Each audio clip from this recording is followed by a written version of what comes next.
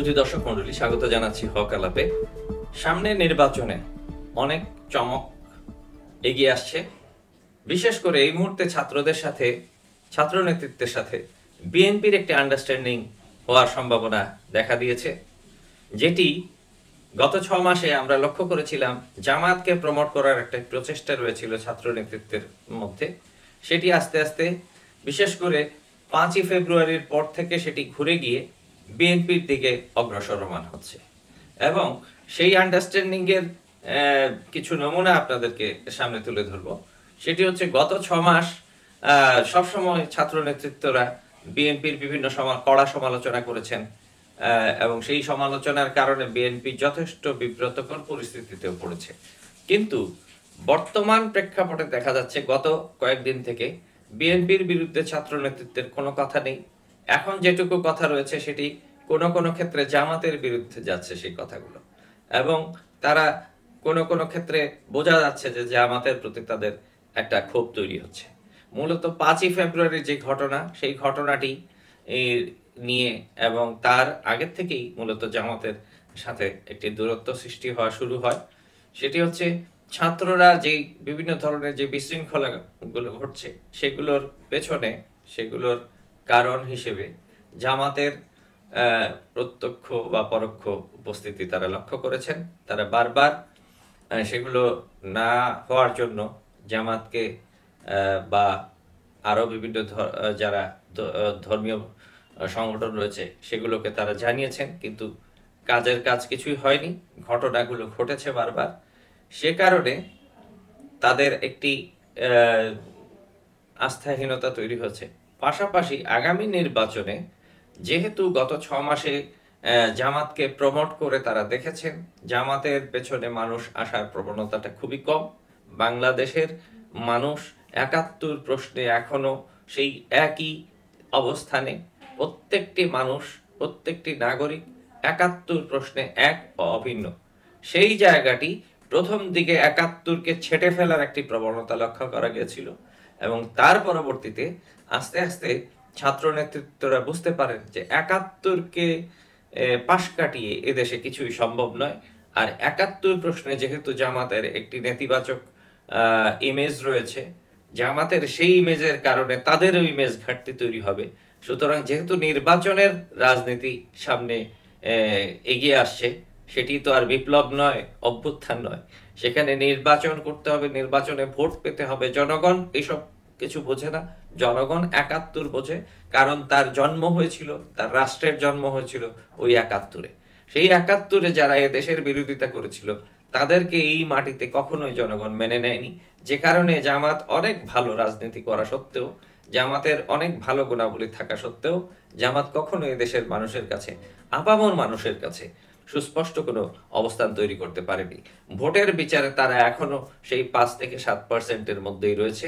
সুতরাং যেটি প্রচেষ্টা চালানো হয়েছিল 5ই আগস্টের পরে, জামাতকে একেবারে রাজনীতির মূল লাইনে নিয়ে আসা, রাজনীতিকে জামাত কেন্দ্রিক করা এবং 71কে এক ধরনের পাশ কাটিয়ে যাওয়ার প্রচেষ্টা ছিল, সেই প্রচেষ্টা ব্যর্থ হয়েছে। ছাত্র নেতৃত্ব ওরাও বুঝতে পেরেছেন জামাতের এই ইমেজ তাদের ভবিষ্যৎ রাজনীতির জন্য নেতিবাচক হয়ে দাঁড়াবে।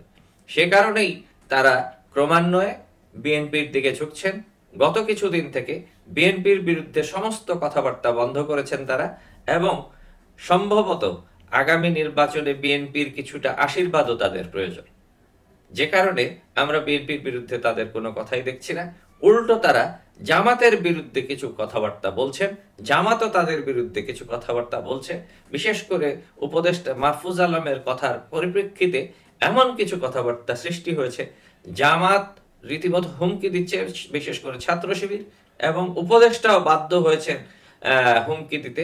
উপদেষ্টা বোঝাতে চেষ্টা করেছিলেন মাহফুজ আলম, কিন্তু সেই বোঝানোকে তারা নেতিবাচক ভাবে নেয়ার কারণে এ ব্যাপারে সেটিকে তারা হুমকি হিসেবে দেখে তার বিরুদ্ধে যেসব স্টেটমেন্টস, বিশেষ করে তার ওই ফেসবুক স্ট্যাটাসে গিয়ে ছাত্র শিবিরের মানুষেরা এবং জামাত সমর্থকরা যেভাবে তাকে তুলোধুনো করেছেন, তারপরে তাদের হয়তো মাথায় ঢুকেছে যে আসলে আমরা সেখানে নিরাপদ নয়। এ ব্যাপারে একটি কথা উল্লেখ না করলেই নয়, প্রধান উপদেষ্টার সাথে সম্প্রতি বিএনপির মহাসচিব যখন দেখা করলেন, এর আগে যতবার দেখা করেছেন বিএনপি দেখা করে বেরিয়ে আসার পরে তাদের মধ্যে এক ধরনের উৎকণ্ঠা লক্ষ্য করা গেছে।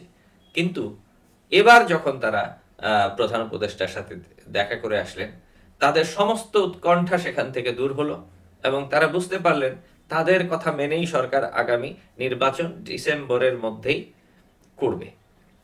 এই জায়গাটি প্রধান উপদেষ্টা নিশ্চয়ই তাদেরকে এনশিওর করেছেন যে নির্বাচনটি ডিসেম্বরের মধ্যে হচ্ছে, এবং তারা বুঝতে পেরেছেন যে ছাত্র নেতৃত্বের যে অভিযোগ অনুযোগ তাদের প্রতি ছিল সেটিও দূর হয়েছে, যেহেতু সেই প্রধান উপদেষ্টার সাথে সেই মিটিংয়ে এই ধরনের কোনো আভাস তিনি পেয়েছেন, তারা পেয়েছেন, এবং ইতিমধ্যে ছাত্র নেতৃত্বের সাথে বিএনপির যোগাযোগ হচ্ছে। সেই যোগাযোগ বলিষ্ঠ হচ্ছে বলেই তারা, যেহেতু একদিক থেকে তাদের কোনো বাধা নেই, প্রধান উপদেষ্টার মতামত রয়েছে, সুতরাং আগামী নির্বাচন ডিসেম্বরের মধ্যে হবে, এই নিশ্চয়তা পেয়ে বিএনপি নির্ভরভাবে বলছে এবং অকুণ্ঠ সমর্থন জানাচ্ছে এরপর থেকে সরকারের সমস্ত কর্মসূচিকে।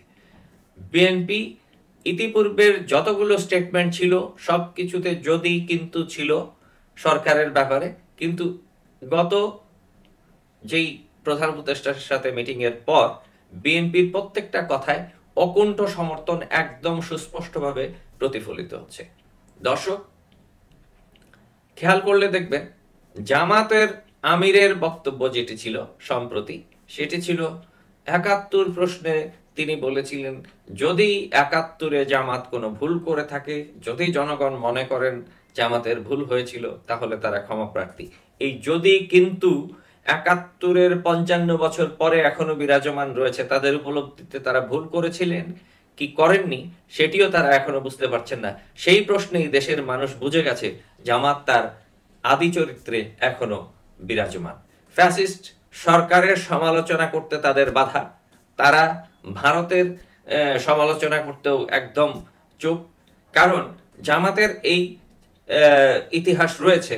তারা বেশ কয়েকটি নির্বাচনে এরশাদের পক্ষে নির্বাচন করেছেন, আওয়ামী লীগের সাথে জোট বেঁধে নির্বাচন করেছেন এবং জোট বেঁধে সরকার ফেলেছেন। সুতরাং সেই আওয়ামী লীগের সাথে জোট বেঁধে সরকার করাটি নিশ্চয়ই ভারতের মদত এবং ইঙ্গিতে ছিল। সেগুলো আস্তে আস্তে ছাত্র নেতৃত্বরা বুঝতে পারছেন যে জামাত ঠিক একইভাবে আওয়ামী লীগ যেরকম ভারত কর্তৃক নিয়ন্ত্রিত একটি দল, ঠিক জামাতও কোনো না কোনো ভাবে ভারতের সাথে সুসম্পর্ক রেখেই বাংলাদেশে রাজনীতি করে আসছে। তা না হলে তারা দুটি নির্বাচনে এবং বারবার বিএনপি সরকারের বিরুদ্ধে তারা গিয়েছে ভারতের পক্ষ থেকে এবং আওয়ামী লীগের পক্ষ নিয়ে। এই জায়গা থেকে ছাত্র নেতৃত্বরা একদম সুস্পষ্ট হয়ে গেছেন যে ভারতের মদত রয়েছে, ভারতের সাথে যোগসাজশ রয়েছে জামাতের, যে কারণে তারা সম্প্রতি বলতে শুরু করেছেন জামাত এবং আওয়ামী লীগের ভারত প্রীতির বিরুদ্ধে তাদের রাজনীতি করতে হবে। দর্শক, আজ এ পর্যন্তই, আর দীর্ঘায়িত করছি না। ভালো থাকুন, সুস্থ থাকুন, নিরাপদ থাকুন এবং দেশের কথা ভাবুন, ভাবতে থাকুন, দেশ নিয়ে ভাবুন, তাহলে দেশের মালিকানা সুস্পষ্ট থাকবে।